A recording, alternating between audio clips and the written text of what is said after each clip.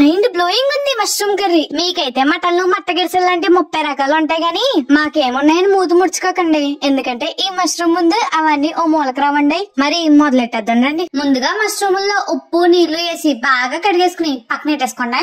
తర్వాత ఒక మిక్సీ గిన్నెలో టమాటా ముక్కలు, పచ్చిమిరపకాయలు, అల్లం ముక్కలు, ఎండు మిరపకాయలు, పుదీనా, బిర్యానీ ఆకు, వెల్లుల్లి రేఖలు, లవంగాలు, దాల్చిన చెక్క, యాలక్కాయ, దోసపప్పు, అలాగే గసగసాలు, జీడిపప్పు, పెరుగు, పసుపు కూడా వేసుకుని మెత్తగా మిక్సీ పెట్టేసుకుని పక్కన పెట్టేసుకోండి.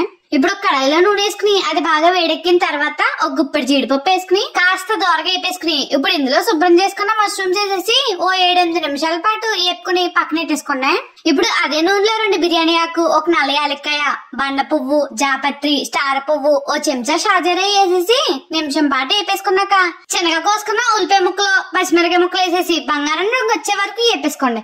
ఇది కాస్త ఇలా బంగారం రంగు వచ్చిన తర్వాత ఇప్పుడు ఇందులో ఓ చెంచా ఉప్పు, 2 చెంచాల కారం, ఓ చెంచా మిరియాల పొడి, ఓ చెంచా ధనియాల పొడి, జీలకర్ర పొడి, అలాగే గరం మసాలా వేసేసి బాగా కలిపేసుకుని నూనె పైకి తేలే వరకు మగ్గ పెట్టేసుకోండి. ఇలా నూనె పైకి తేలిన తర్వాత మనం మిక్సీ పట్టుకున్న మసాలా వేసేసి బాగా కలిపేసుకుని ఇప్పుడు ఇందులో సరిపడిన నీళ్లు కూడా పోసేసుకుని ఒకసారి బాగా కలిపేసుకుని దీని మీద మూత పెట్టి ఓ 5 నిమిషాల పాటు కాస్త చిక్కబడినివ్వండి. ఓ 5 నిమిషాల తర్వాత వేపుకున్న మష్రూమ్స్ వేసేసి ఓసారి బాగా కలుపుకుని దీని మీద మూత పెట్టి చిన్న మంటలోనే పావుగంట సేపు ఉడికించి మూత తీసి ఆఖరణ కొంచెం కొత్తిమీర, కసూరి మేతి జల్లుకుని వేడి వేడి అన్నంలో వేసుకుని తింటే ఉంటుందండి. ఈ మష్రూమ్ కర్రీకి మధ్యలోని మైదానంలో మందిరం కట్టి మురిసిపోతారు అనుకోండి.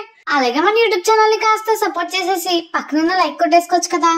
ఉంటాను మరి.